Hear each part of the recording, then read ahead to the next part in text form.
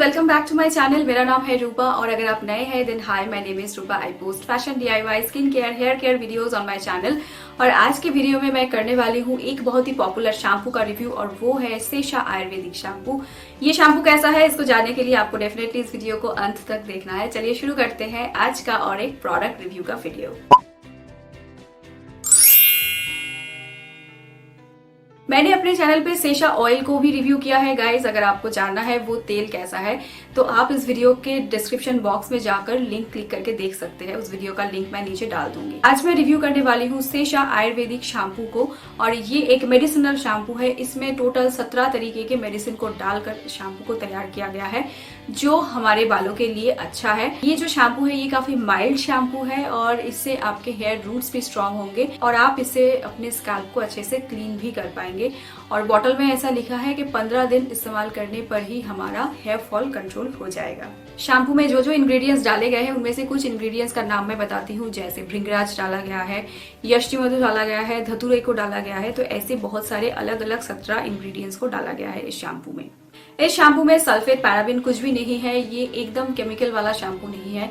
This is a natural shampoo, लेकिन इसको preserve करने के लिए sodium benzoate and potassium sorbate को डाला गया है। बाकी और किसी भी तरीके का कोई भी केमिकल वाला इंग्रेडिएंट्स इस शैम्पू में नहीं डाला गया है। और बॉटल में ये भी लिखा है अगर आपको अच्छा रिजल्ट पाना है तो इस शैम्पू के साथ सेशा आयुर्वेदिक हेयर ऑयल को भी आपको अप्लाई करना पड़ेगा अपने बालों में। और शैम्पू को हफ्ते में 2 से 3 बार अपने बालों में लगाने की सलाह दी गई है। सेशा आयुर्वेदिक शैम्पू के 100 ml का प्राइस है 185 रुपीज। इसको मैंने ऑनलाइन खरीदा है 165 रुपीज से। Amazon, फ्लिपकार्ट, पर्पल हर जगह पे आपको ये शैम्पू मिल जाएगा। तो चलिए गाइज आगे इसके प्रोज और कॉन्स मैं आप लोगों को बताती हूँ। सबसे पहला प्रो, इस शैम्पू को लगाने के बाद मुझे हेयर फॉल नहीं हुआ। दूसरा प्रो, शैम्पू को लगाने के बाद मेरे स्कैल्प में ईचिंग नहीं हुई। तीसरा प्रो, इस शैम्पू को लगाने के बाद एलर्जिक रिएक्शन नहीं हुआ। चौथा प्रो, इस शैम्पू को लगाने के बाद बालों में वॉल्यूम आया है। आप देख सकते हो इस शैम्पू को लगाने के बाद ही मैं ये वाला वीडियो बना रही हूँ। पांचवा प्रो, शैम्पू में कोई भी केमिकल नहीं है। तो अगर आप एक नेचुरल शैम्पू की तलाश कर रहे हो तो सेशा शैम्पू एक अच्छा अल्टरनेट हो सकता है। जैसा कि कंपनी ने क्लेम किया है कि इस शैम्पू को लगाने के बाद आपका हेयर फॉल कंट्रोल हो जाएगा। मेरा फिलहाल हेयर फॉल ज्यादा नहीं हो रहा है, लेकिन हेयर फॉल बढ़ भी नहीं गया है इस शैम्पू को लगाने के बाद। मैंने एक चीज नोटिस करा है कि हेयर फॉल मेरा इंक्रीज नहीं हुआ शैम्पू लगाने के बाद। और इस शैम्पू को लगाने के बाद इसका जो इफेक्ट है वो 2 से 3 दिन रहता है। उसके बाद फिर से आपको इस शैम्पू को अपने बालों में लगाना पड़ता है। Talk about cons guys. Cons को बताने से पहले एक चीज मैं यहाँ पे बता दूं, ये वाला शैम्पू केमिकल फ्री है। इसमें सल्फेट, पैराबिन कुछ भी नहीं है। तो इसका ना झाग एकदम नहीं होता है, बहुत ही कम झाग होता है शैम्पू में। तो एक प्रॉब्लम मुझे ये फील हुआ है कि शैम्पू लगाने के बाद कब मेरे बाल साफ हुए हैं मुझे समझ में नहीं आ रहा था।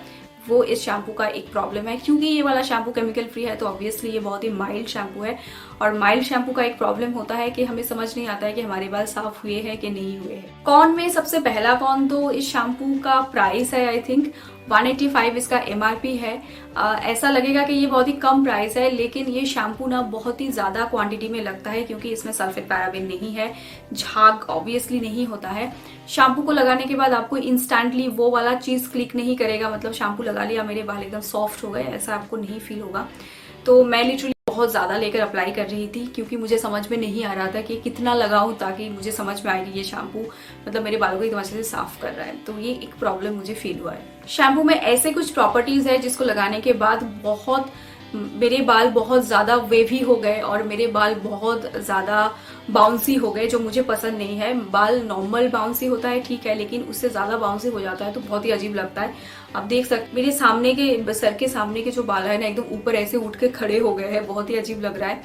तो ये शैम्पू का एक प्रॉब्लम है कि हद से ज्यादा बाल बाउंसी हो जाता है।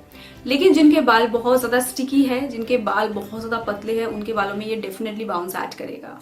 शैम्पू में ऐसा कुछ इंग्रेडिएंट्स डाला गया है जिससे डेफिनेटली हमारे बालों में अच्छा खासा मॉइस्चराइजर ऐड होता है। मुझे ऐसा लगता है कि ये शैम्पू ना ड्राई बाल और ड्राई स्कैल्प के लिए बहुत अच्छा है, लेकिन मुझे ऐसा लगता है ऑयली बाल और ऑयली स्कैल्प के लिए ये शैम्पू अच्छा ऑल्टरनेट नहीं है। Look at my hair guys, it is looking okay but at the same time it is looking quite sticky.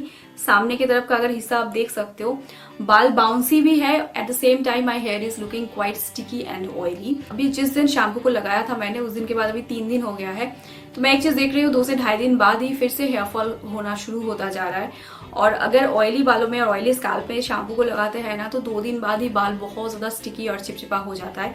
और चिपचिपे स्कैल्प और चिपचिपे बालों में एक प्रॉब्लम होता है, उसको अगर हम कंघी करते हैं तो ज्यादा हेयर फॉल होता है। So I don't like this shampoo because I have oily scalp and oily hair texture. इस शैम्पू को लगाने के बाद बालों में कोई भी सॉफ्टनेस मुझे फील नहीं हुआ है एंड कोई मतलब मेरे बालों में सिल्कीनेस भी मुझे फील नहीं हुआ है। It is just a shampoo which will clean your scalp and hair. अगर आपके बाल बहुत ज्यादा ड्राई है तो उसको ये ठीक करेगा, लेकिन केमिकली ट्रीटेड बालों में डेफिनेटली शैम्पू को लगाना अच्छा ऑप्शन नहीं होगा, नहीं तो वो केमिकल वाला जो स्ट्रेटनिंग रिबॉन्डिंग वो खराब हो जाएगा। तो इस चीज का ध्यान रखना है। अभी आप देख रहे हो ना कैसे लग रहा है, जैसे लग रहा है कि मैंने बालों में हल्का ऑयलिंग किया हुआ है, तो लगाने के बाद का जो इफेक्ट है वो कुछ इतना ही आएगा। So that which I don't like at all. बाकी तो कंपनी ने जैसा प्रॉमिस करा है कि इसको लगाने के बाद हेयर फॉल कंट्रोल हो जाएगा, कंप्लीटली हेयर फॉल कंट्रोल नहीं हुआ है लेकिन थोड़ा थोड़ा हेयर फॉल हो रहा है which is normal for me. हर दिन 4-5 hair fall is absolutely normal, तो वो ठीक है। अदरवाइज कोई रिवर्स इम्पैक्ट नहीं आया है। लेकिन problem with the shampoo is, एक तो ये बहुत ज्यादा लगता है और ये ना काफी पतला कंसिस्टेंसी वाला शैम्पू है। गाढ़ा कंसिस्टेंसी होता तो थोड़ा लेकर लगाते तो हो जाता, पतला कंसिस्टेंसी वाला शैम्पू है। और एक प्रॉब्लम जो मैं अभी भूल गई थी बताना, वो है कि अगर हम इसको ऑयली बालों में लगाते हैं ना तो बहुत ज्यादा शैम्पू लगता है, नहीं तो हमारे बाल वैसे ही ऑयली रहते हैं। और अगर सेशा ऑयल को लगाने के बाद भी इस शैम्पू को हम लगाते हैं तो ठंडे पानी से इस शैम्पू को लगाओगे तो उतना अच्छा क्लीन नहीं होगा बाल। उसके लिए क्या है ना, हल्का वार्म वाटर से अपने बालों को फिर धोना पड़ेगा ताकि जो ऑयली और स्टिकी चीज है वो धीरे धीरे निकल जाए और उसके बाद हम बालों में शैम्पू कर पाए। So moral of the story is this shampoo is good for dry hair, dry scalp and damage hair. This is not a good option for oily scalp and oily hair. और अगर बालों में कोई भी chemical treatment किया हुआ है तो definitely this is not a good option. इसको लगाने के बाद मेरे बालों का रिबॉन्डिंग खराब हो गया है। अब सामने की तरफ के बाल इतने खराब हो गए हैं कि मतलब एकदम शेप ही बिगड़ गया है इसका। सो अगर आप मुझसे पूछोगे कि क्या आप इस शैम्पू को दोबारा अप्लाई करोगे, नो, मैं इसको दोबारा नहीं अप्लाई करने वाली हूँ क्योंकि ये हद से ज्यादा लग रहा है। आई थिंक आधा बॉटल कंप्लीट हो गया है, लगाना हो गया है आधा बॉटल। 1 हफ्ते में अगर आधा बॉटल हो जाता है तो 2 हफ्ते में ही पूरा शैम्पू खत्म हो जाएगा। तो अगर खरीदने के बारे में सोचेंगे तो एक मतलब सेशा शैम्पू अगर मैं लगाती हूँ अपने बालों में तो मुझे मंथली 2 बॉटल लेना पड़ेगा। और मेरी सिस्टर के बाल और भी काफी लंबे हैं, घुटनों के नीचे तक है, तो उसका तो मतलब आई थिंक 1 बॉटल ही लग जाएगा अगर वो ऑयली बालों में लगाएगी तो। सो मुझे नहीं लगता है कि मैं इसको आगे लगाने वाली हूँ। बट हेयर फॉल को कंट्रोल करने के लिए इसको ट्राई किया जा सकता है, नॉट दैट बैड।